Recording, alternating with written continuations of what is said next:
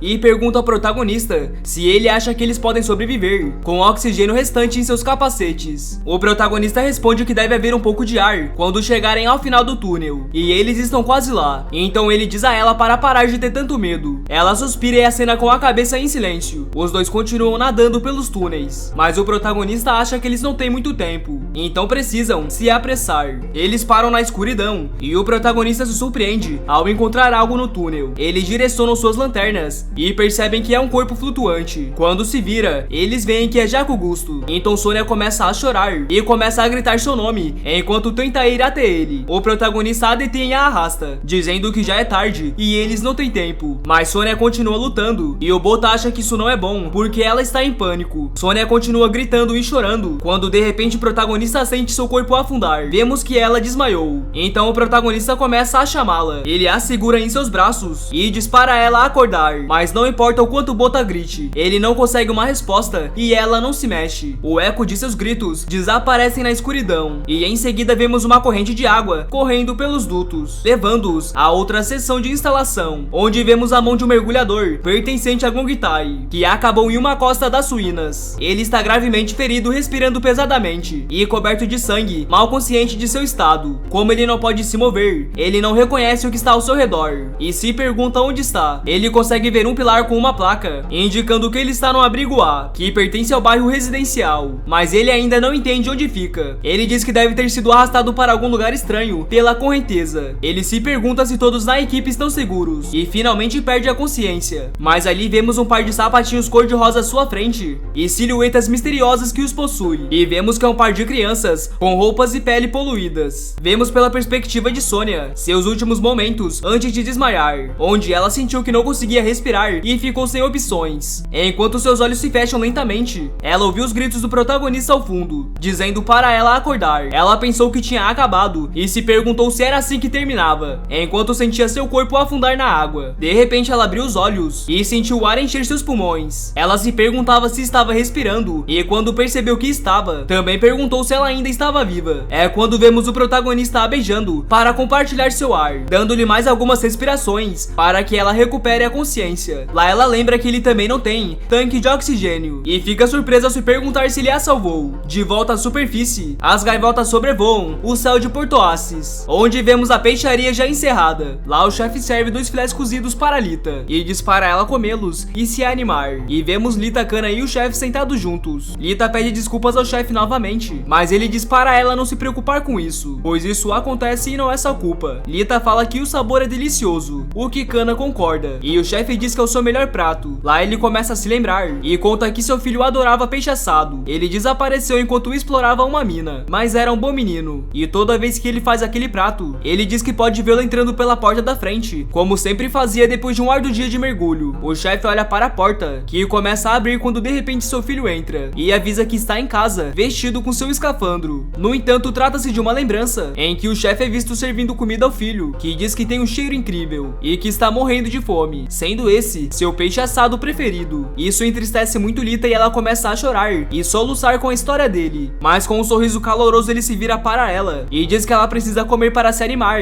e aproveitar o lanche dela. Em lágrimas ela concorda, e para a surpresa de Kana e a alegria do chefe, a garota começa a devorar o peixe como um predador, fazendo todos rirem. Nisso voltamos às profundezas das ruínas, onde vemos o primeiro monstro que o protagonista matou, só que agora debaixo da água, assim como a grande cúpula que descobriram no início, e algumas colunas de bolhas que se aproximam da superfície. Sônia e o protagonista emergem em busca de ar, ambos ofegantes e exaustos. Sônia fica surpresa por eles terem conseguido e ainda estarem vivos. No entanto, o protagonista olha para cima e percebe que também não resta muito ar lá em cima. Sônia olha para o protagonista com um olhar perplexo e pergunta como ele a salvou e se ele pode respirar debaixo da água. Ele explica que pode ficar debaixo da água por mais tempo do que a maioria das pessoas. Ela pergunta quanto tempo e ele responde no máximo 40 minutos. Ela pergunta se isso é possível, mas o protagonista não consegue explicar o porquê dele ser capaz de fazer isso. Ele conta a ela que descobriu há 4 anos, quando ficou preso nos canos do Onyobusan e quase morreu porque ficou sem ar,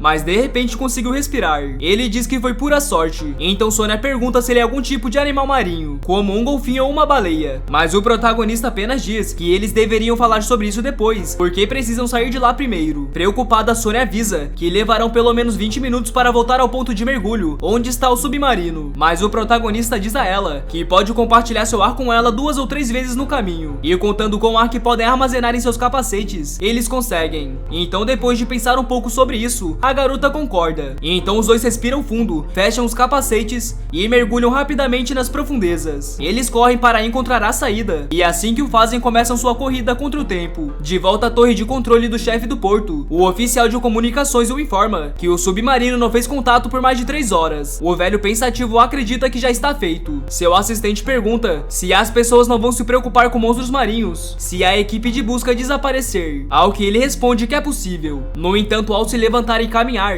ele diz que Genod comeu 6 pessoas, então ficará calmo por pelo menos mais 6 meses. O chefe olha para fora, onde os portuários fazem sua rotina diária, e diz que 6 meses são suficientes, porque os humanos são criaturas esquecidas. Com um olhar sombrio, ele acrescenta que sempre foi assim. Voltamos às profundezas, onde as lanternas dos meninos iluminam os escombros, e eles continuam sua viagem apressada. O protagonista se vira e pergunta a Sônia se ela está bem, porque sua respiração parece estar desorientada. Vemos que ela está com parte do rosto roxa, e ela diz ao protagonista que precisa de ar. Os dois param e o protagonista manda a menina tirar o capacete para tomar um pouco de ar. Ambos o fazem, e Sônia imediatamente estende os braços e se joga sobre o protagonista, beijando com os olhos fechados. Isso faz chorar e ele também fecha os olhos. Sônia continua com o beijo e gruda cada vez mais no corpo do protagonista, fazendo seu coração disparar. Ele a abraça até que ela finalmente o solta, com muitas bolhas saindo de suas bocas. Revigorada, ela dá ao protagonista um sinal de polegar para cima, indicando que ela agora está ok. No entanto, o protagonista ainda está em estado de choque e cheio de vergonha, balançando a cabeça desconfortavelmente. Sônia vai na frente e manda ele seguir, mas ele ainda está muito corado e com os olhos ainda abertos de surpresa, com o coração batendo forte sem parar. Ele se pergunta o que está acontecendo e por que seu coração não quer se acalmar. O protagonista alcança Sônia rapidamente e discretamente lança um breve olhar para ela, admirando seu rosto e focando em seus lábios, o que o deixa corado novamente. Ele coloca a mão nos lábios e pensa que não sabia que os lábios podiam ser tão macios, o que é uma sensação estranha. Vemos Sônia nadando, quando de repente a cor roxa volta ao seu rosto, porque ela correu fora do ar. Desesperadamente, ela tenta alcançar o protagonista, enquanto solta enormes bolhas, e tenta segurar o pouco de ar que lhe resta. No entanto, ele continua imerso em seus pensamentos, questionando se isso é um beijo. Sônia chega ao seu limite, e furiosamente agarra o protagonista pelos cabelos, e o puxa violentamente para trás. Ela então junta seus lábios, e com raiva suga o ar do protagonista, e surpreso pede a ela em sua mente para parar, até que ele fique roxo e gorgoleja debaixo da água. A garota simplesmente pisca para ele, e faz sinal de positivo, o que faz o protagonista aparecer para ela com raiva. De repente, uma luz ofuscante ilumina o par entre os escombros. É tão brilhante que eles têm que cobrir o rosto com as mãos, mas então eles percebem que é um submarino que está roncando, enquanto tenta abrir caminho através das ruínas de metal e concreto. A bordo está um mergulhador sobrevivente, que se surpreende ao encontrar a dupla viva. Os dois jovens se cumprimentam com olhares decididos, pois sobreviveram. O protagonista explode em uma explosão de água pela escotilha do veículo. Agora que os dois estão lá dentro, o mergulhador agradece a Deus que eles estejam bem, pois ele decidiu vir de volta apenas no caso de acontecer algo. Ainda emocionado, ele pergunta onde estão Gongtae e Jaco. No entanto, o protagonista diz friamente a ele que Jaco está morto, o que assusta o mergulhador. Sônia percebe que Gongtae ainda está desaparecido, então ela rapidamente pega alguns tanques de oxigênio, dizendo que vai procurá-lo e pedindo equipamento emprestado, mas o mergulhador diz que não podem, pois precisam sair de lá antes do pôr do sol. Ele acelera o submarino em direção à saída, dizendo que o povo da aldeia tem que saber disso. Sônia se aproxima do mergulhador e grita que ela não pode deixar Gongtae para trás, mas então o mergulhador começa a mostrar o seu terror. Seu corpo treme, gotas de suor escorrem em seu rosto, e ele pergunta se eles também viram um monstro. Para sua surpresa, ele diz a eles que o bastardo estava usando grandes heranças como isca para caçar os mergulhadores. Ele se vira com o rosto pálido e olheiras, dizendo a eles que estava usando sua aldeia como um depósito de alimentos. O mergulhador acelera tanto que o submarino começa a quicar nos destroços, enquanto ele grita que acabou e eles têm que ir embora. No entanto, quando o submarino finalmente deixa as ruínas, eles encontram Genod, que estava esperando por eles com fome. O grupo fica apavorado ao vê-lo novamente, então o mergulhador coloca o submarino em alta velocidade e eles disparam com o monstro seguindo, mas ele estica seus tentáculos e dentro do veículo eles sentem um forte puxão que os faz caírem no chão. Vemos que os tentáculos os pegaram e Genod aproxima seu focinho para devorá-los. O grupo grita e insulta, enquanto a criatura os olha pela janela do veículo. O mergulhador entende com medo o que os esperava. O protagonista rapidamente agarra um dos tanques de oxigênio e ao colocá-lo, diz ao mergulhador para tirá-los de lá, mas o mergulhador abandona o assento do piloto e corre para eles gritando de terror. Isso irrita o monstro e em vez de devorá-los, sacode violentamente o submarino. O grupo cai e quicam, entre todos, os utensílios de dentro, até Genod esmagá-los em um dos prédios, como uma bola de demolição. Isso cria um grande buraco e derruba algumas colunas, enquanto o grupo pula e cai de um lado para o outro. O protagonista acaba de cabeça para baixo. No entanto, a criatura ainda não acabou, e com seus tentáculos, ele agarra o veículo novamente e começa a nadar para frente, batendo em todos os destroços em seu caminho, até deixá-lo escapar novamente. O grupo atinge a parede de metal do submarino, que fica encrustada nos escombros, que começa a perder a integridade e desmoronar ao seu redor. Lá dentro, a água água começa a infiltrar lentamente. Mas apesar de cair sobre o grupo e dar constantes sons, eles não se movem. Não vemos sangue ou outros ferimentos aparentes. Então entendemos que eles podem ter apenas ficado inconsciente. A criatura olha para dentro e, não vendo nenhum movimento, ele desiste e se dirige para a superfície. Lá fora, as gaivotas voltam a esvoaçar pacificamente sobre a vila. As pessoas estão trabalhando em suas vidas diárias. As crianças brincam e riem com uma bola e dizem a seus pais que estão com fome, enquanto penduram roupas para secar. No restaurante, o chefe parabeniza Lita e Kana por mais um bom dia de trabalho. Um homem conserta o telhado de sua casa com um martelo e sua esposa sai para perguntar se ele está quase pronto, ao que ele responde só mais um pouco. Tudo está tranquilo e parece um dia qualquer, quando de repente Genod surge no meio da cidade a toda velocidade, deixando os habitantes da cidade congelados de medo de sua figura imponente com um rugido aterrorizante. As pessoas percebem que é um monstro marinho e então entram em pânico e começam a fugir. Mas Genod é mais rápido e destrói todas as casas e prédios ao redor. Alguns civis sobrevivem, mas são pegos pelos tentáculos do monstro, que os levanta e começa a depositá-los em sua boca para comê-los. Lá vemos outros aldeões que conseguiram se esconder dentro das casas, imaginando o que o monstro marinho está fazendo ali, quando de repente vemos Genod espiando pela janela e babando porque os descobriu. Então ele pega a casa inteira e a sacode para jogar os humanos em sua boca. Do outro lado da ilha, os cidadãos mal ouvem alguns sons estranhos. Quando Lita vê a torre, os arpoadores atiram em algo e depois são mortos por enormes tentáculos. Então Kana percebe que é um monstro marinho. A maioria das pessoas começa a fugir, mas aparece um grupo de homens liderados por Mao, que lhes diz para não terem medo e pegarem armas para proteger a aldeia. Kana os avisa que não podem derrotá-lo com aquelas armas, mas Mao não escuta. Então Kana diz à garota para se esconder e ela foge. O assistente do chefe avisa que eles estão sob ataque e ele vê que é o Genod quando ele sai, mas em vez de fazer alguma coisa, ele pega suas riquezas e foge, dizendo que se Genod vier até aqui, então está tudo acabado. É, galera, assim que termina esse segundo episódio desse mangá maravilhoso que vocês tanto pediram. Comentem se querem a terceira parte.